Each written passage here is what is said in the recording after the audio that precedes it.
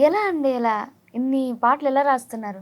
రాయడం అంటే ఇక మనకు మైండ్ అలా పనిచేస్తుంది కాబట్టి రాయడం తప్పదు కదా మేడం. అంటే మీరు నేర్చుకున్నారా? ఏం లేదు. నేర్చుకోవడం అంటే ఏం లేదు. సమస్య ఏర్పడుతుంది. మనం పరిష్కారం చేయాలి అంతే. ఓహ్! హ్మ్. పాట ద్వారా దానికి పరిష్కారం ఇస్తున్నారు. అంతే మేడం. మీ నెక్స్ట్ ఒకవేళ ఫోక్ సాంగ్స్ ఒకవేళ ఛాన్స్ వస్తే వెళ్తారా?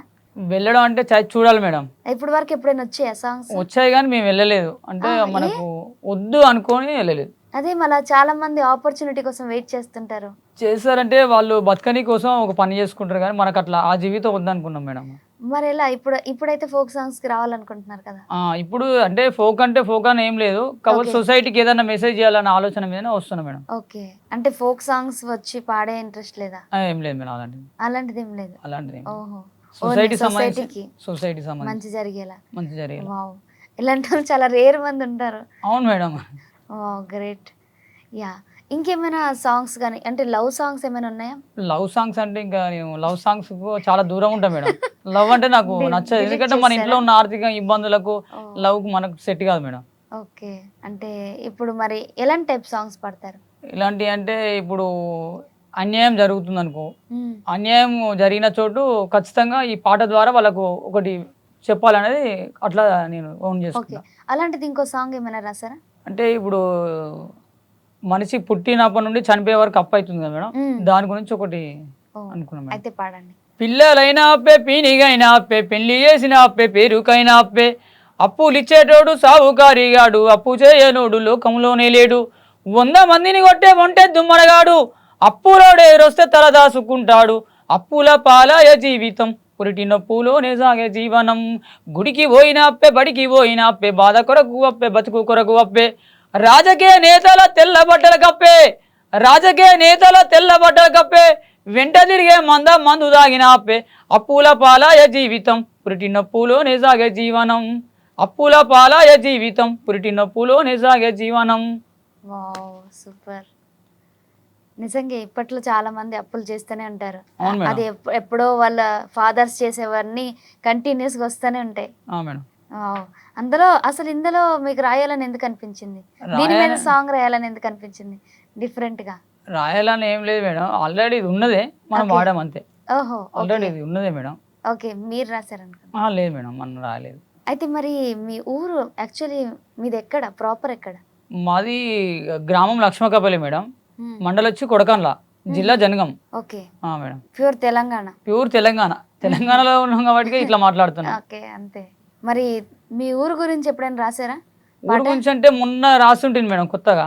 హుహు. ఊరు గురించి ఒక మంచి పాట పాడండి అయితే. పసిడి పంటల పల్లెరా నా ఊరు లక్ష్మక్క పల్లిరా, పసిడి పంటల పల్లెరా నా ఊరు లక్ష్మక్క పల్లిరా, నాకు జన్మనిచ్చిన అమ్మరా నేను ఆడిపాడిన నేలరా, నాకు జన్మనిచ్చిన అమ్మరా నేను ఆడిపాడిన నేలరా, నేల రుణము నాకు ఉందిరా, నేల రుణము నాకు ఉందిరా, నెమలి గొంతై రాగాలు తీస్తారా, పసిడి పంటల పల్లెరా నా ఊరు లక్ష్మక్క పల్లిరా, పసిడి పంటల పల్లెరా నా ఊరు లక్ష్మక్క పల్లెరా.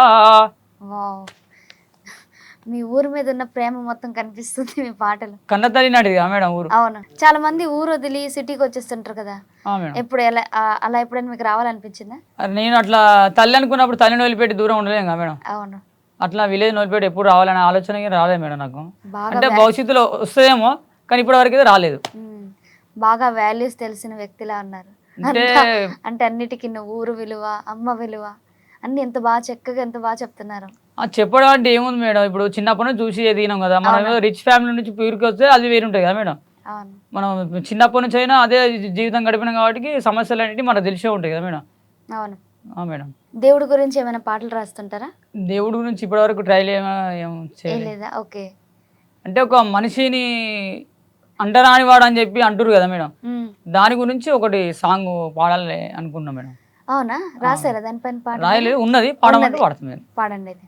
భారతదేశంలో పుట్టుడు నీ చేసిన తప్ప, మనిషిని మనిషిగా చూడని మతాలదేమున్నది గొప్ప, నేను జంతువయ్యి జన్మించిన ఈ జగమే నా కాలు మొక్కును, నేను బండరాయినై పుట్టిన భగవంతుడాని పూజిద్దురు, భారతదేశంలో మనువాదం అంతులేని కుల గజ్జిమయం, చెదలకు పుట్టిన పుట్టకు పూజలు నేల పాలాయ పాలధారలు ఆవు మూత్రమే అమృతం అంటూ ఉత్సకు దోషిలి సాపే కొందరు. అంటే దీని అర్థం ఏంటి? అంటే మనిషిని హీనంగా చూస్తున్నారు కానీ మరి నేలకు మనిషికి తేడా లేదా మేడం? అవును. ఓకే. చెదలకు పుట్టిన పుట్టకు పూజలు చేసి కానీ ఒక మనిషి మానవత్వం ఉన్న మనిషికి సేవ చేస్తే తప్పేం ఉండదు. కనీసం తల్లిదండ్రులని చూసుకోలేని సొసైటీ తయారైంది కదా మేడం ఇప్పుడు. అవును. ఓకే. ఇప్పుడు ఒక ఖైదీ జైల్లో ఎలాంటి కష్టాలు పడతాడు దాని గురించి ఏమైనా పాట రాశారా ఎప్పుడైనా? రాశాను మేడం. అంటే ఏంటి దాని వెనక స్టోరీ ఏంటి మరి? స్టోరీ అంటే ఒక మనిషి 4 గోడల మధ్య నలిగి చనిపోతే ఆ మనిషికి ఆ జీవితానికి అర్థమైంది అనేది నా మైండ్లో పుట్టడం జరిగింది. ఓకే. అంటే దానికి అర్థం ఉండాలి. ఆ మనిషి అందరి లెక్క చనిపోతే బాగుండదు కదా, ఆ మనిషికి ఒక అర్థం ఉండాలని చెప్పేసి ఒక కంటెంట్ తీసుకున్నా మేడం. దానికి అయితే ఒక్కసారి పాడండి. చెర్లపల్లి జైలు నీతోని చెలిమి చేస్తున్నదిరా, మూలకాత పేరుతోని ముచ్చట్లు చెప్పుతుందిరా, జాలిలో ఉన్న నిన్ను చూసి అది జాలి పడుతున్నదిరా, బేలు రాదన్న సంగతి తెలిసి బెంగ పెట్టుకుందిరా, అది భంగ పడుతున్నదిరా, బేలు రాదన్న సంగతి తెలిసి బెంగ పెట్టుకుందిరా, అది భంగ పడుతున్నదిరా, 10 రూపాయల టోకెనుతోని పలకరిస్తున్నదిరా, 10 రూపాయల టోకెనుతోని పలకరిస్తున్నదిరా, పలుకుతున్న సమయములోనే కట్టయిపోతుందిరా, కన్నీళ్లను తెస్తుందిరా, కన్న వల్ల దూరము చేస్తుందిరా. వావ్. అసలు దీని మీద పాట రాయాలని ఎందుకు అనిపించింది? అంటే వాళ్ళు లోపల పడుతున్న బాధలు, వాళ్ళు అంత బాధపడుతున్నప్పుడు ఇంకొకరు తప్పు చేయకుండా ఉండాలంటే ఆ బాధలకు ఇట్లుంటాయిరా బాబా అని చెప్పి సొసైటీకి మనం కొంచెం చెప్పాలి కదా మేడం. అవును. చెప్పినప్పుడు వాళ్ళకి నేర్చుకుంటారు కదా. అంటే గిన్ని ఇబ్బందులు ఉంటాయా, లోపలికి పోతే ఇన్ని ఇబ్బందులు, ఒక తప్పు చేయకుండా ఉండాలంటే ఇట్లాంటి పాటలు వినాలి కదా తను. అవును. వినకుంటుంటే మరి వాళ్ళకి తప్పట్లే తెలుస్తుంది. ఈ పాటలు మరి జనాల వరకు ఎలా వెళ్తాయి అనుకుంటున్నారు? జనాల వరకు వెళ్ళడం అంటే మీరు ఉన్నారుగా మేడం, మీలాంటి వాళ్ళు ఇంకా చాలా మంది ఆఫర్ ఇస్తే వెళ్ళిపోతాం. ఓకే. మరి ఎప్పుడైనా ట్రై చేశారా మరి సోషల్ మీడియాలో పెట్టడానికి? ఇవన్నీ సోషల్ మీడియాలో పెడుతుంటారా? ఎప్పుడు పెట్టలేదు మేడం. అవునా? లేదు. ఓకే. మరి మీరు సోషల్ మీడియా వాడలేదు, ఈ పాటలు బయటికి ఎలా వస్తాయి మరి? సోషల్ మీడియా వాడి అందరికి వినిపించండి. మేడం కొంచెం టైం పడుతుంది మేడం, టైం కోసం వెయిట్ చేస్తున్నా, టైం వస్తే ఆటోమేటిక్ చేస్తా. యా. ఈ సాంగ్ మరి 1,00,000 రూపాయలు ఇచ్చి తీసుకుంటామన్నా అమ్మలేదని విన్నాము, ఎందుకలా? ఎందుకలా అంటే ఇప్పుడు పాట మనం అందరి లెక్క భావించుకుంటున్నామో అమ్ముకోవచ్చు మేడం. అవును. మనకంటూ ఒక గుర్తింపు ఉండాలి, మనదే అయి ఉండాలి అని చెప్పి మనం ఆలోచించడం కాబట్టి అది అమ్మడానికి వీలు లేదు మేడం ఎవరికి. ఆ విధంగా మనం భావించుకున్నాం కదా. గ్రేట్. అంటే డబ్బుల కోసం చాలా మంది చేస్తుంటారు కానీ మీరు అసలు ఆ పాటని అంత బాగా రాసి అమ్మలేదు. మార్కెట్లో కూరగాయలు కాదు కదా మేడం అమ్మనికి, మన జీవితం కదా. అవును. మళ్ళా పుడతామా? పుట్టాం కదా. అవును. ఒకసారి పుట్టినాం, మళ్ళీ ఒకసారి చనిపోతాం. అవును. మరి ఎందుకు అమ్మడం ఎందుకు? గ్రేట్.